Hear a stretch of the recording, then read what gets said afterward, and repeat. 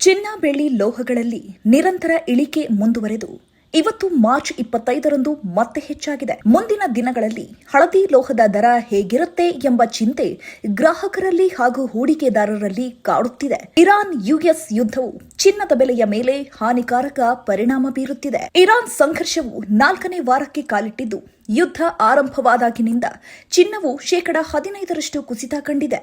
ಹಾಗಾದ್ರೆ ಏಪ್ರಿಲ್ ತಿಂಗಳಲ್ಲಿ ಚಿನ್ನದ ದರ ಯಾವ ರೀತಿ ಇರುತ್ತೆ ಎಂಬ ಮುನ್ಸೂಚನೆ ಇಲ್ಲಿದೆ. ಚಿನ್ನದ ಬೆಲೆ ದಾಖಲೆ ಮಟ್ಟದಲ್ಲಿ ಹೆಚ್ಚಾದ ವೇಗದಷ್ಟೇ ನಿರಂತರವಾಗಿ ಕಡಿಮೆ ಆಗುತ್ತಿದೆ. ಈ ಬೆಳವಣಿಗೆ ಹೂಡಿಕೆದಾರರ ನಷ್ಟಕ್ಕೆ ಕಾರಣವಾಗಿದೆ. ಕಳೆದ ಜನವರಿಯಲ್ಲಿ ದಾಖಲೆಯ ಗರಿಷ್ಠ ಮಟ್ಟಕ್ಕಿಂತ 22% ಕುಸಿತ ಕಂಡಿದೆ.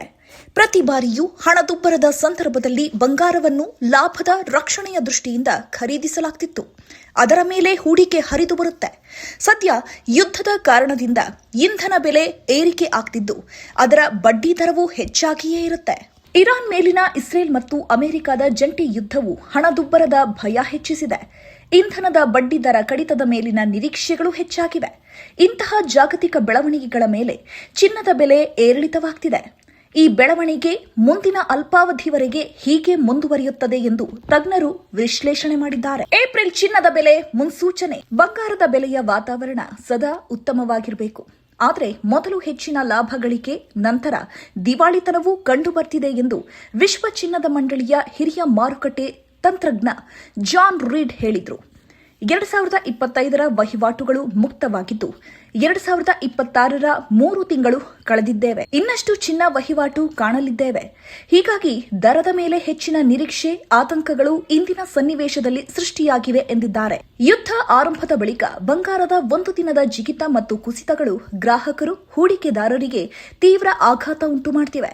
ಫೆಬ್ರವರಿ 2022ರಲ್ಲಿ ರಷ್ಯಾ ಉಕ್ರೇನ್ ಮೇಲೆ ದಾಳಿ ಮಾಡಿದ ಸಂದರ್ಭದಲ್ಲೂ ಸಹಿತ ಚಿನ್ನದ ಬೆಲೆಗಳು ಏರಿಕೆಯಾಗಿದ್ದು, ಹಣದುಬ್ಬರ ಉಂಟಾಗುತ್ತಿದ್ದಂತೆ ಮತ್ತೆ ಕುಸಿದವು. 2022ರ ನವೆಂಬರ್ ತಿಂಗಳಲ್ಲಿ ಪ್ರತಿ ಚಿನ್ನಕ್ಕೆ ದರವು $1,650 ಇತ್ತು. 2026ರ ಜನವರಿಯಲ್ಲಿ ದಾಖಲೆಯ $5,595 ತಲುಪಿದೆ. ಇಂತಹ ಗಣನೀಯ ಏರಿಕೆಗೆ ವಿವಿಧ ದೇಶಗಳ ಕೇಂದ್ರ ಬ್ಯಾಂಕುಗಳು ಮತ್ತು ಸಾಂಸ್ಥಿಕ ಹೂಡಿಕೆದಾರರಿಂದ ಬಂದ ಹೆಚ್ಚಿನ ಬೇಡಿಕೆಯೇ ಕಾರಣವಾಯಿತು.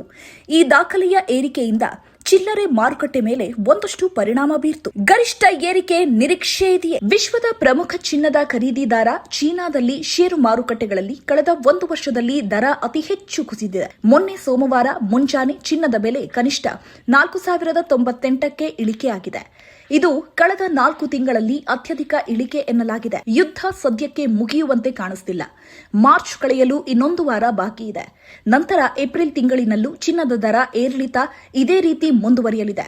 ಗರಿಷ್ಠ ಏರಿಕೆ ನಿರೀಕ್ಷೆ ಇಲ್ಲ ಅಂತ ತಜ್ಞರು ಅಂದಾಜಿಸಿದ್ದಾರೆ. ಇರಾನ್ನ ಇಂಧನ ಮೂಲ ಸೌಕರ್ಯದ ಮೇಲೆ ಯುಎಸ್ ಅಧ್ಯಕ್ಷ ಡೊನಾಲ್ಡ್ ಟ್ರಂಪ್ ಪಡೆಗಳು ದಾಳಿಗಳು ಮಾಡುತ್ತಿದ್ದಂತೆ ಚಿನ್ನದ ಬೆಲೆಗಳು ಕೊನೆಯದಾಗಿ 2.5% ಕುಸಿದಿತ್ತು.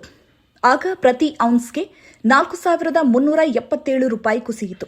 ಇರಾನ್ ಇಸ್ರೇಲ್ ಸಂಘರ್ಷದ ಬಳಿಕ ಜಾಗತಿಕ ಬೇಡಿಕೆ ಆಧಾರದಲ್ಲಿ ಚಿನ್ನ ಸಂಬಂಧಿ ವಿನಿಮಯ ವಹಿವಾಟು ನಿಧಿಗಳು 7.9 ಬಿಲಿಯನ್ ಅಥವಾ 54.8 ಮೆಟ್ರಿಕ್ ಟನ್ಗಳಷ್ಟು ಹೊರಹರಿವು ದಾಖಲಿಸಿದೆ. ಮತ್ತಷ್ಟು ಸುದ್ದಿಗಳಿಗಾಗಿ ನೋಡ್ತಾ ಇರಿ ಪಬ್ಲಿಕ್ ನ್ಯೂಸ್ 24x7. ಇದು ಸತ್ಯದ ಧ್ವನಿ.